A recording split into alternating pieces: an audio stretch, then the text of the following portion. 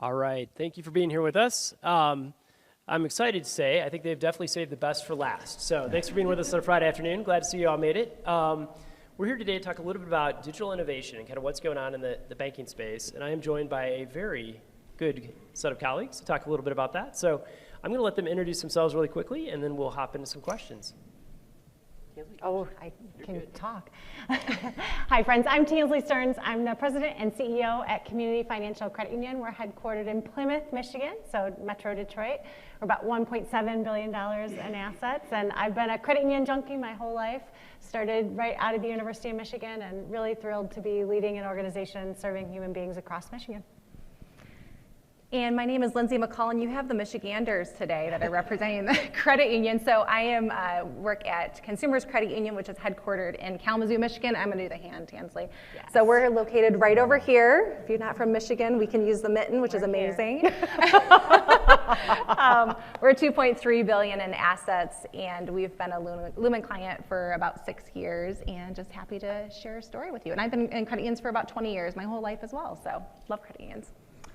Yeah, hi, Sean Wiedock. I'm the Chief Product Officer at Lumin Digital. Been at Lumin about almost 6 years now. Been in really community banking my whole career, previously at Alchemy, Jack Henry for a long time. And I like to say I'm one of the probably few Chief Product Officers that was actually a teller at one point in their career, and I kind of have a lot of pride in that part of my career. So, but yeah, excited to be with you guys today. Excellent. And my name's Colin Brennan. I'm the Chief Revenue Officer at Lumin Digital. So excited to be here with you. And what these guys didn't say is, I think Lindsay was our first signed client, and Tinsley was our 50th to go live. So we've got a lot of different tenure and experience here with us today, so we're excited about that too. So as we think about kind of the space and what's going on with it, one of the things we've been really thinking about is that digital member engagement. So how do you get people more engaged? How do you use digital as kind of that next branch that's open all the time and things like that? And so I thought we'd start there. And maybe Tinsley, as you talk a little bit about, what are you seeing for member experience, and what are people expecting today?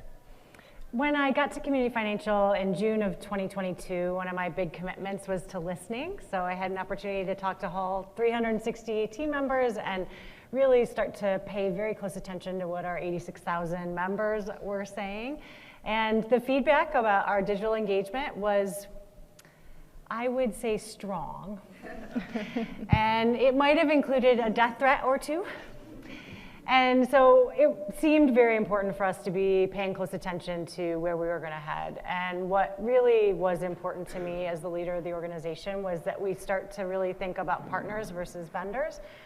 And what I believe is really powerful that PSCU did in terms of their commitment to Lumin was this marriage of the digital and payment connectivity. And for us, those are two of the most important touch points for our members and the way that they see and experience our brand. And it really mattered to me that those two things were performing in sync and that we weren't doing this when we needed to shape our future. And what's been very powerful for us in terms of Lumin is having a partner that's getting ahead of us and helping push us into the future. And when we went live with Lumin in December, what I said to the team is, this is the beginning. This is the starting point of where we're going to go, and what we're excited about is the opportunity to continue to bring value and an iterative approach to digital technology, which is something I think is missing for most credit unions. Excellent. And Lindsay, I know you've been with us for a little bit longer, 5 years or so now. So as you think about the experience and what you've seen with Lumin technology, like what have you seen? What does your team say? Yeah, I think that Consumers Credit Union has grown organically about 18% a year for the last 35 years, and we've done so very successfully with brick and mortar. And I think we heard from the panel this morning that brick and mortar is still important, except Alliant Credit Union. I'm really excited to dive into their business model. But that digital connection with members, I know we all feel is very important, and because a lot of our members don't even step foot into an office. And so it's really important for us to have Lumin as a strong digital partner, and our members look to us as being a technology leader. So within the last year, we've had Lumin's actually released 294 enhancements on the platform, and that was in 2023. And that's so important to the member relationship because they're always expecting something new and always expecting us to be really ahead of the curve as far as technology goes. And so that relationship is so important there. We also implemented BioCatch through Lumin, and that's a huge security component and fraud component. So I think in the news we probably see all the time, companies being hacked and accounts being taken over and all of those pieces, and I know we're all battling that at our credit unions, and BioCatch has been a huge component for us to build trust with our members, because we're actually able to stop fraud at the door, and actually if we see a heightened threat of fraud, we're able to do authentication throughout the platform, and that's been able to save us quite a bit of money and time, and also save the members headaches. So it just goes to really build trust with our members in that digital channel. That's awesome. So Sean, product guy, Yeah. 294 things last year. What do you got? What do you got on the hopper for this year? Yeah, that was a Roadmap.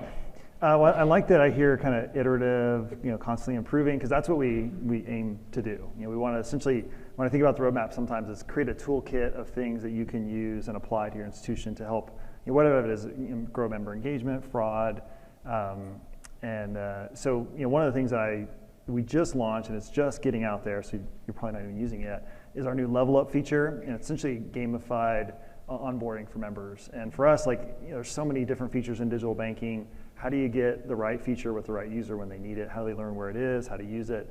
And so we're really excited about this feature. It's essentially like a checklist, shows their progress, directs them into the product. It's pre-built with 28 different Lumin features out of the box, plus you can customize anything else you want to put in there. And so we're excited about that, because that's just going to drive adoption of features, and that's really the name of the game in digital banking. When I kind of look out further, the one I'm really excited about for this year is our automated CMS targeting.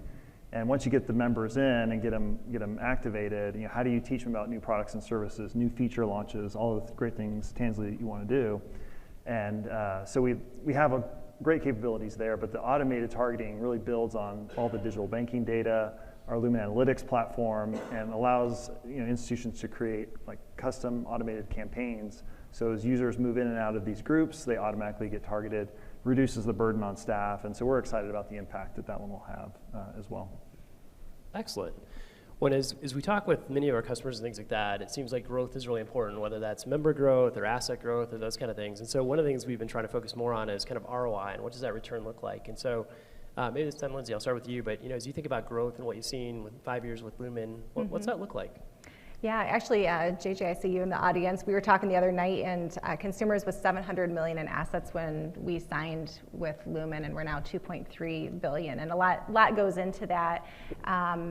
But gosh, that digital piece is so incredibly important, and we've been able to grow our digital channel so well. We started out with digital banking, and then a few years ago implemented digital account opening, which has been absolutely fabulous, and that's through Lumin as well. And it really creates that seamless experience between account opening and getting them right into digital banking. And it's just super quick, really, really great process, and that's been fabulous. As far as an ROI goes, I don't know about you guys with your digital banking experience, but our previous platform, our team was actually focused more on managing downtime and communicating with members when the system's down and trying to figure out what the heck's going on and how to get the system back up. And we're using the same resources today as we were 6 years ago, but now our team is focused on implementing enhancements. They're focused on using Lumin's SDK to actually develop solutions and widgets within the platform. And the engagement we're seeing out of our team, they're now focused on moving forward and building new platform and pieces within digital banking versus managing downtime has been absolutely huge. And so that's been a huge game changer for us and such a positive ROI. That's awesome. And I know one of the things we talk about quite a bit is when you don't have that downtime, you can do lots of other good stuff, which is great. So maybe Tansley, you went live in December. It's pretty new. So tell us a little bit about the migration experience, quick wins, what you've seen in the short period of time. Sure.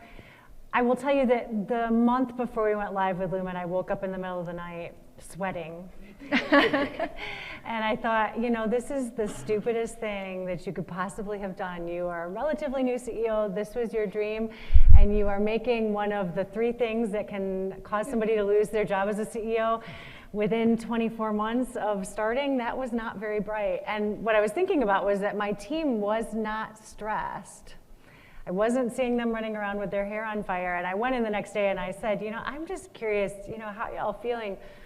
And that is really the moment where started to cement for me what a great decision this was, because the way that Lumin has decided to not overcommit means that that transition truly was seamless.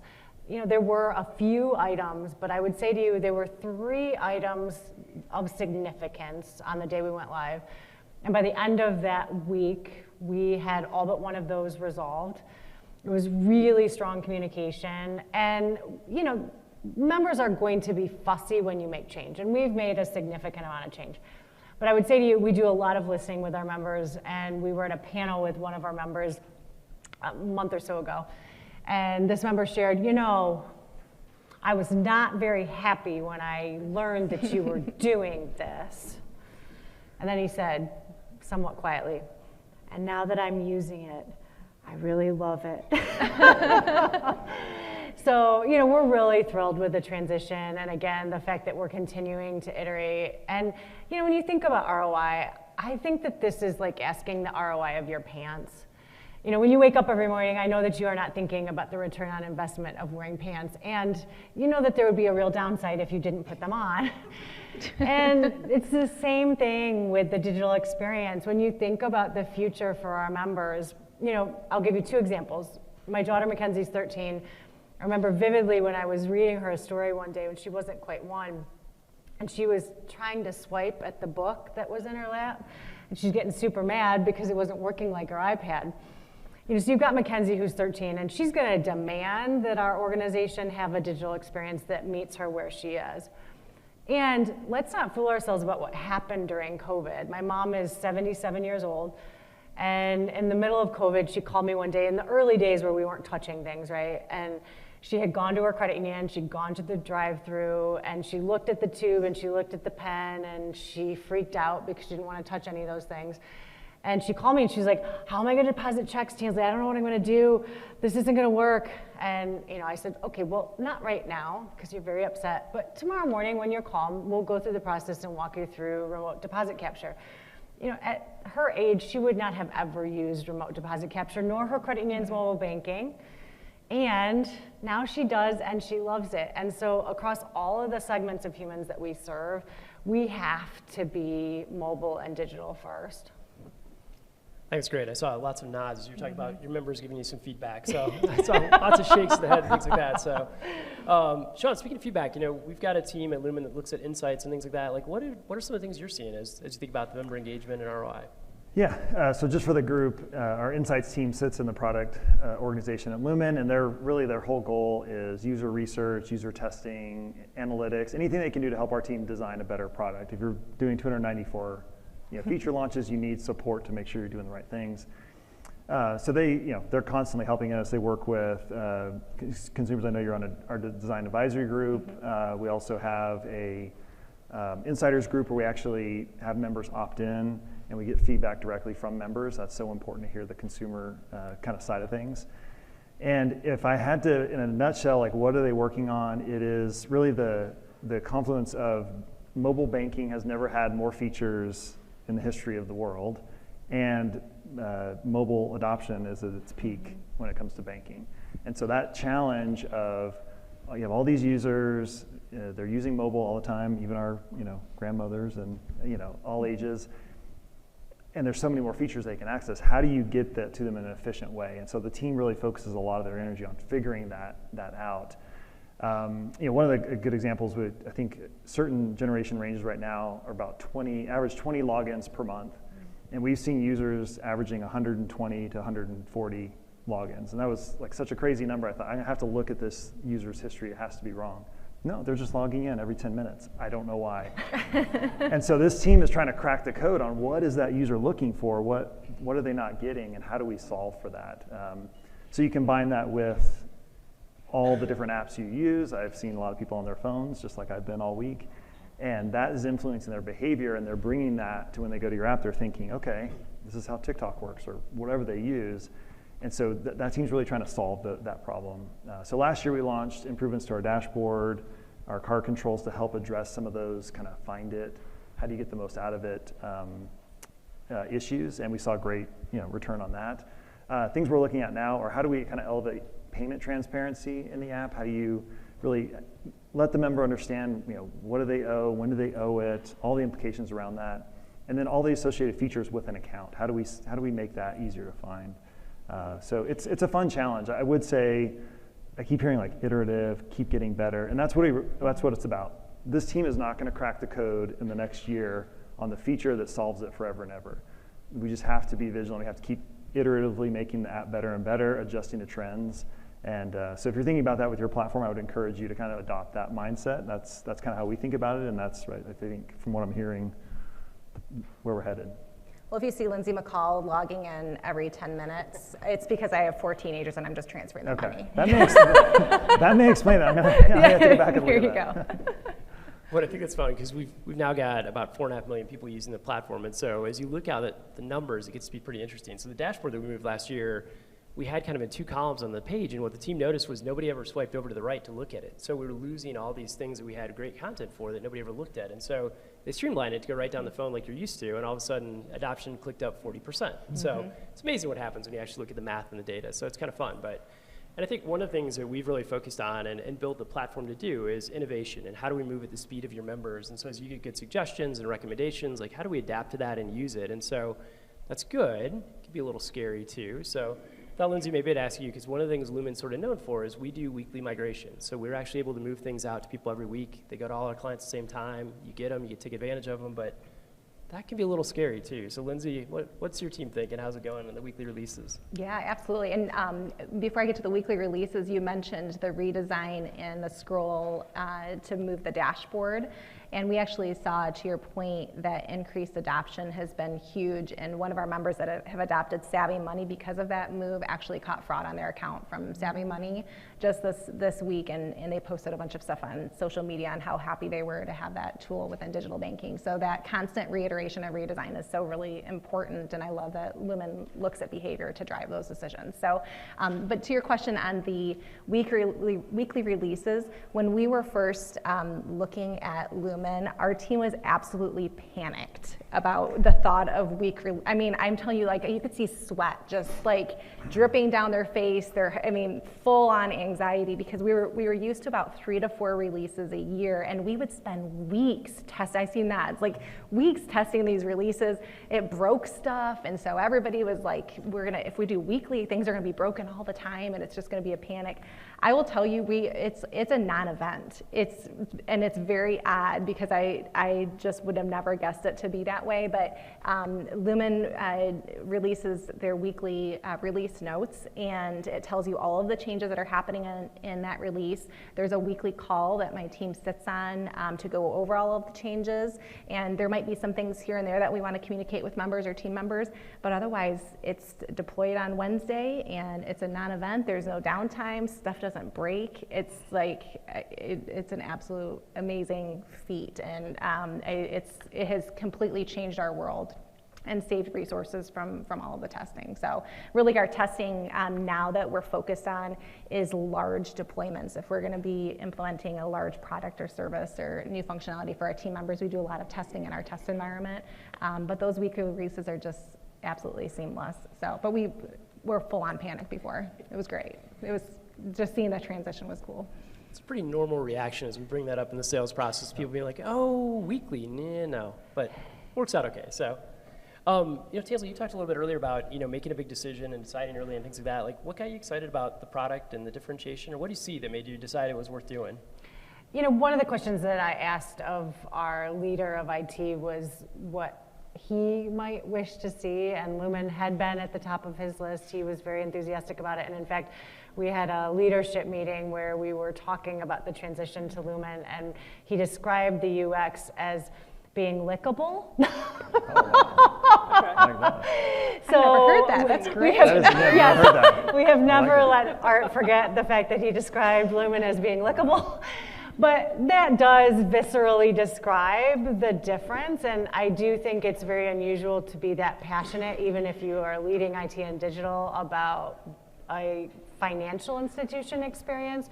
And it really is beautifully designed, and I do think that matters. You know, I think we have let ourselves off the hook a lot in financial institutions about UX and UI, and I think, again, that next generation is going to demand something that is beautiful and that does continue to improve. So the team was very enthusiastic about it, which I think is super important, and we've been very, very pleased.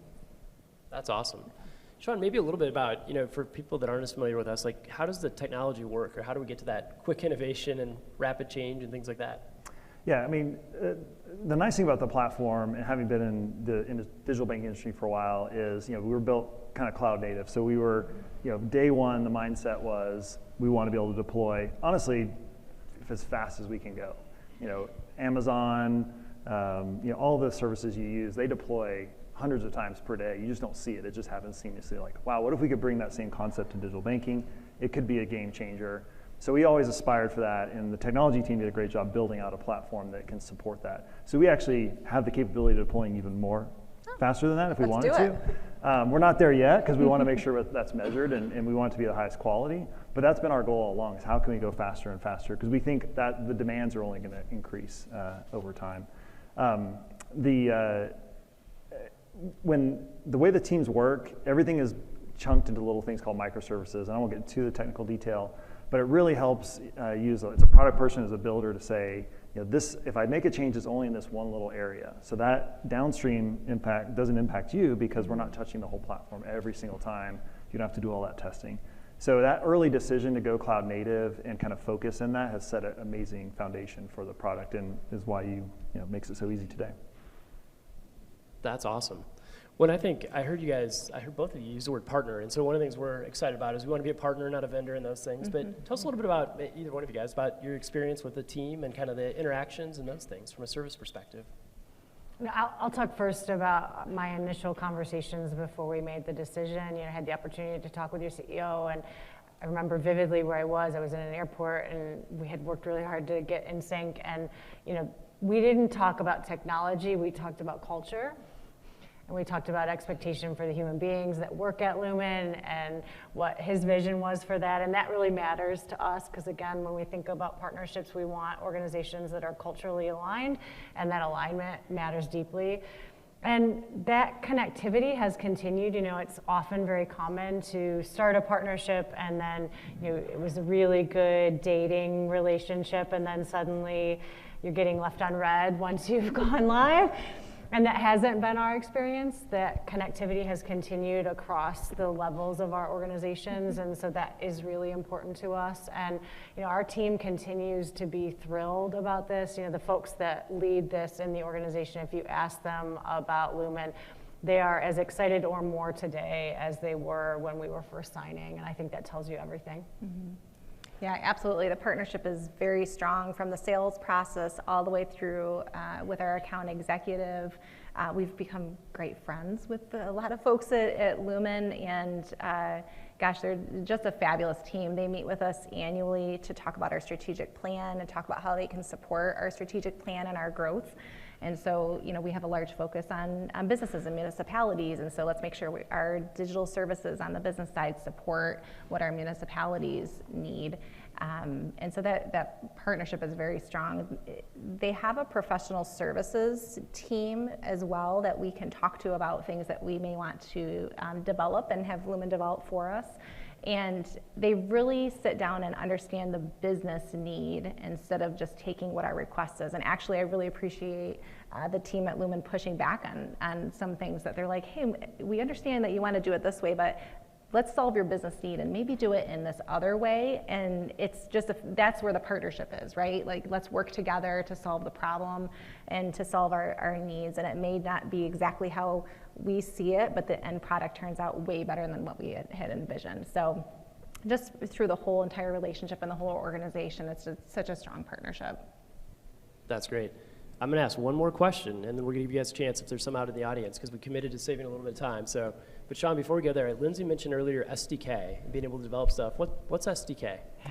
Yeah, software development kit. Pretty common in our industry. Every provider probably has one that they would let you use if you want to build your own stuff or extend the platform. For us, we talked about deploying all the time, right? So when you think SDK, you're like, well, if I build something, how am I going to get it out there? And so that's another great feature of our SDK, is it integrates right in with everything else. So all your stuff moves right along the same speed. And the goal is to make it an easy way to extend the product. So integrating a third party, building your own single sign-ons, changing the UI in certain places. So you have that control. So if you have the ambition or the need to kind of drive the platform, you still have that flexibility, even though you're still getting like 294 other enhancements. So.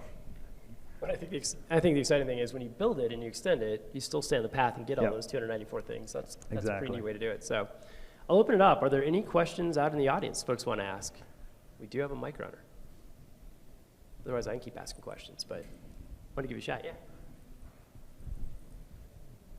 The mic runner always gets more steps in that day.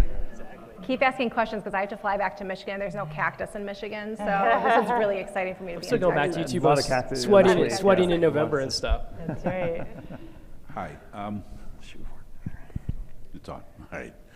I guess this is a question for Lindsay and Tansley more so. When you first did the conversion, how much did you engage frontline branch teams in seeing the system, getting their hands on, so they're comfortable talking to the members who now are being like, what is this thing?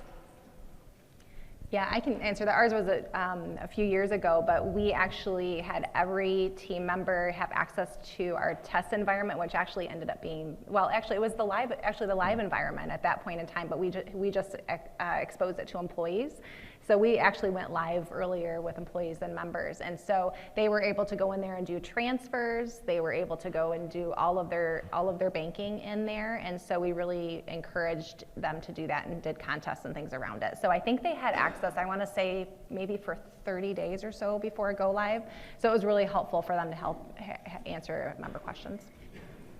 Similarly, we have a group of brand ambassadors as well as technology and testing ambassadors that are frontline and people from across the organization. They always get access early. We expect them to be true ambassadors and celebrating this, not only with one another, but across with their peers and then of course with members. And again, this was very well received from our frontline perspective. I will say to you, I do think that our organization has vastly more pride in what we're bringing to members today, and Lumen's a big part of that. Okay, and I'll go the opposite. 2 questions. What cores are you on, and what was the lift to your IT department? And, was it like, oh, sure, you just load it and go? Because we know how salesmen work. So I'll give you the CEO answer. We're a Scimitar client. I always think about things in the way that many CEOs do, which is this is going to be really easy. No, of course it's not easy, right? This is a digital banking conversion. It's a huge project. It's one of the biggest projects you can take on. We've done a lot of work in what we call optimizing our machine, and so our project management office has really been enhanced. And I do think the project went about as well as a project could go. And I think even if I were not in the room and they were giving you their very meeting after the meeting answer, our team would say that it was a very seamless project. But a heavy lift, without question, a heavy lift. We are on Phoenix, which is a Finastra product. There's only a few credit unions on it, so if you haven't heard of it, that's probably why.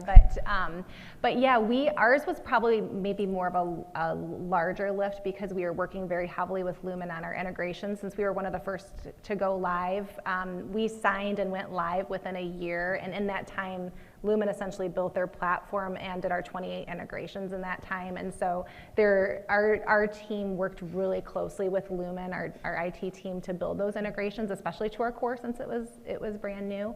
And then our operations team worked tirelessly on configurations and things like that. But yeah, everybody was excited. Same thing, I echo Tansley's comments. It was fun work, I would say. It still worked, but everybody had such a great time, and it was just, it was fun.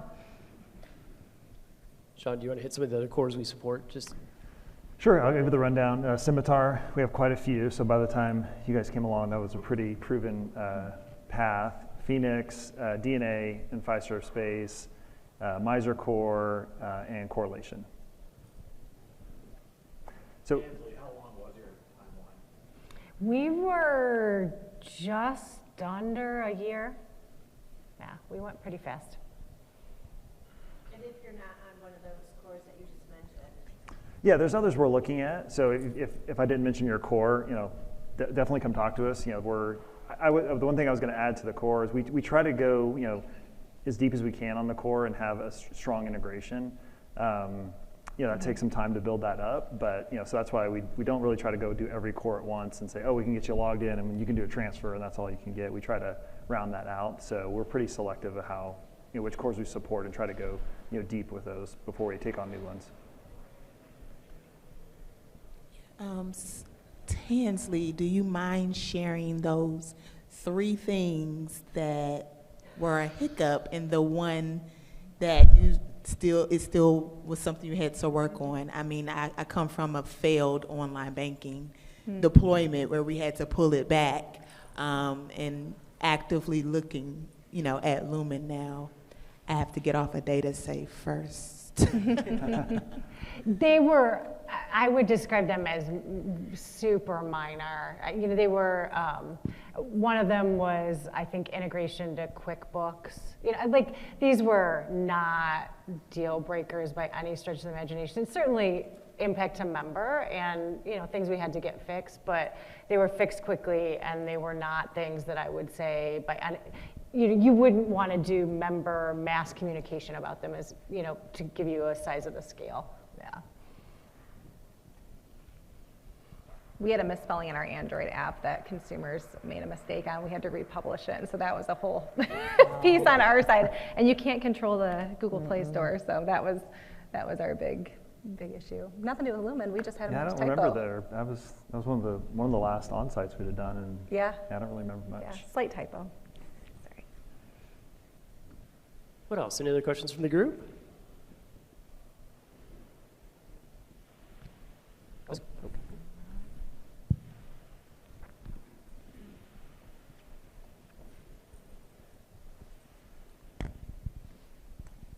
If you had one wish list item that Lumin doesn't have right now, what would that be?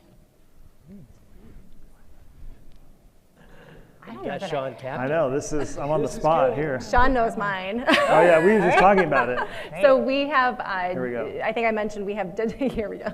We have digital account opening through Lumin, and it's been fabulous. And I know I was gonna mention the fraud component, and we work with Alloy for fraud, and that's been a game changer for us. We have very little fraud in our online account opening product. But my one wish is to have, I would want youth account, ability to open youth accounts through that. I know we heard in the panel this morning and yesterday about the age of our members, right? So our average age of members is in the late 30s, which is not That's great. Yeah, it's not bad, but man, you think about the youth that are coming up. I know my kids, of course, I'll bank with Consumers Credit Union, but there's a lot of different options out there on the fintech space, and so I would love youth account opening. Yeah, we did just go through all the. She solved all the problems. Yeah, so. we have a plan. We got to look at it now. Yeah. Well, the cool thing is once you get the account opening working, you've got the different profile for people already, so that's pretty neat. See, it's solving for it too. That's great. It's good. Any wish list items? We're looking pretty seriously at LOS, and there's an interesting debate that we have internally about how much do you want to put all of your eggs in one basket? How much diversification do you want to see? We've been so happy with Lumin that I fall in the camp of it'd be really great if our LOS could come from that space too. But, I don't know.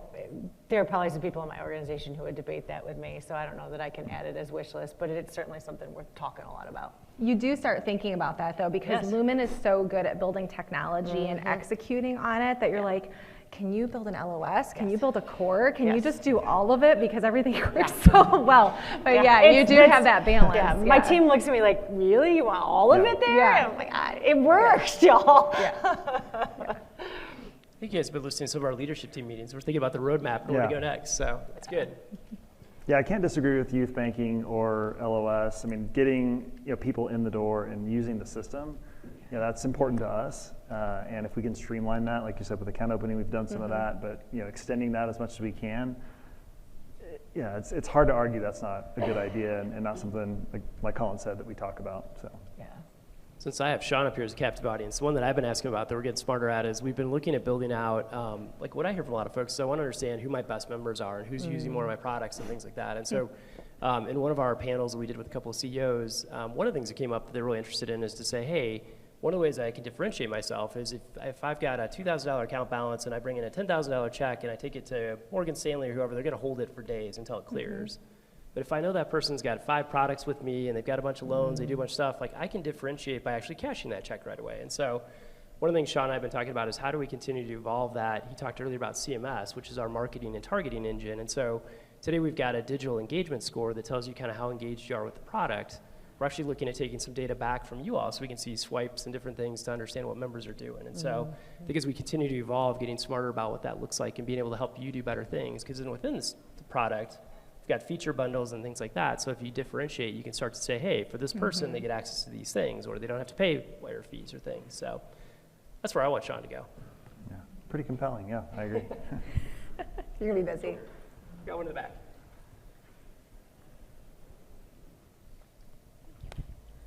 Just a couple quick questions, and maybe you answered the first one because I did step in a little bit later, but do you have multiple themes for consumer and business in the platform? So you are We're fully on the doing path business? to that, yes. Perfect.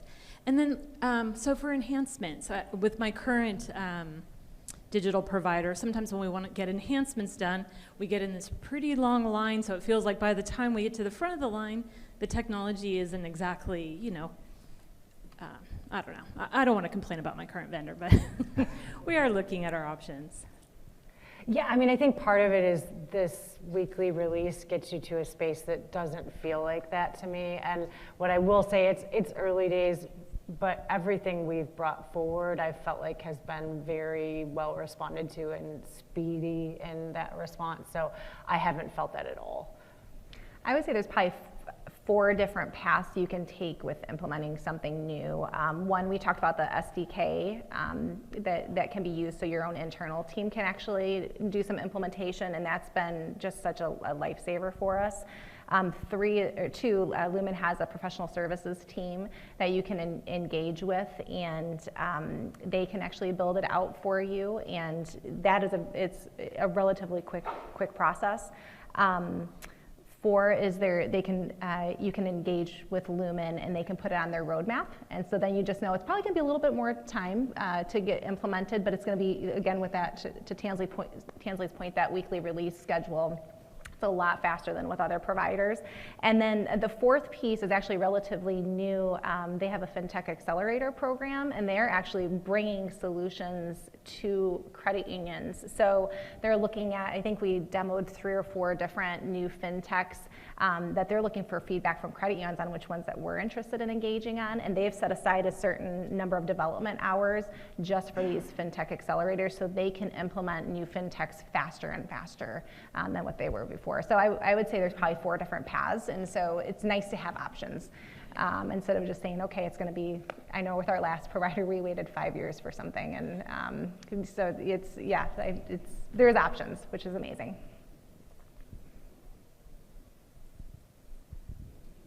2 questions, I guess. First is, what's the timeline as far as a conversion is concerned? Was it a year, 6 months, 3 months? What's it look like? We were done in a year. Yeah. Ours was a year as well. Yeah. Okay.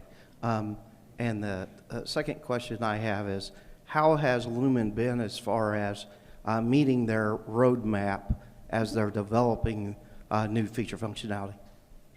Yeah, actually, Sean leads the roadmap calls, which is great. So we get to see Sean's face and present to all of the clients. And he does a really nice job breaking it down into quarter and being very transparent on, here's the things that are pretty much guaranteed that they're going to happen, and then here's the ideas that we're looking at. And so it's very transparent, and the ones, if something is missed, there's an explanation and very much transparency around maybe some of the hurdles, or maybe we went down this path and we found something else that was better, so now we're going to implement this one. So it's a very transparent process, and I would say it's pretty accurate. Kudos. Thanks. Yeah, that's good to hear. So we do keep a pretty short, roadmap view. If it's 12 months out, it's hard to say. It's probably going to be a miss at some point or measured if I just, because I don't know. There's so much changes. But I think our platform and the fact that we do deploy so quickly allows us to kind of pivot and be more nimble. If I only get 4 releases a year, I got to schedule everything out. I'm like, oh yeah, you'll get it in that 3rd release. And if something goes wrong, I miss. Now it's like 2 more releases out. Now we're almost like a year and a half out. Mm-hmm. So I do think the fact that we do releases every week allows us to be more nimble and adjust to when those things do pop up. So, yep. And just said, I think at the go lives, we've got some clients that actually get up and live in 6 months, and we've got some that are 9 months. Actually, a lot that are 9 months these days, and then some of them take up to a year. If we're building out a new core, things like that, it will take a little bit longer to build that integration and the testing and those things back and forth. So it varies quite a bit, but we've got clients on Scimitar, for example. We've got a lot of clients that go up in 6 months, so it just depends on what they're looking for. Do you have a lot of reporting and analytics built in? Should I take that? Okay. Probably. Okay, Yeah, I'll take it. Okay. So yeah, we do. So in the base platform, we have a myriad of reports. I would say they're more of kind of your operational type reports, like how many wires did I do, or how many users do I have. And then we have a whole other product feature set that's focused on data. It's called Lumin Analytics. Essentially, imagine all the data in the platform streaming into this separate area where you can do your own custom reports and analytics around data around your users, their activity, fraud, risk, transactions, accounts, things like that. Got time for one more. Go ahead. All right, it's a two-parter. So right. First, for the gens, many years ago when Lumin came out, it was really a great UX for the credit union that was full-service PSCU because it's all there and the integration was built in. What about the credit union who's in-house, who uses PSU as a processor but is not full service? So hold that. And for the ladies, as you think back to your RFP process and you're looking at all the players, what's the differentiating factor in your mind that made you select Lumin? So simmer on that and the gents. Okay, I'll take the card question. So when it comes to cards, we always say we try to be agnostic. Try to be because if it's full service, it's definitely easier, I will say. But we see all the time mixes around, we're full service for credit, but in-house for debit. And so we have a lot of, call them card capabilities built into the platform where we just say for this, do that, and this, do this. And so we can wire things up differently if you are kind of in-house or manage that a little bit differently. So, I don't want to say it's easy because I'd probably be lying, but the platform is built to handle some of that nuance and work around that if you're managing stuff on the core and have certain controls that way. Yep. Several things. One, as I talked about earlier, I think really good partnership and the cultural commitment and values alignment was really important. Secondly, the connectivity with PSCU and Lumin was really critical for us.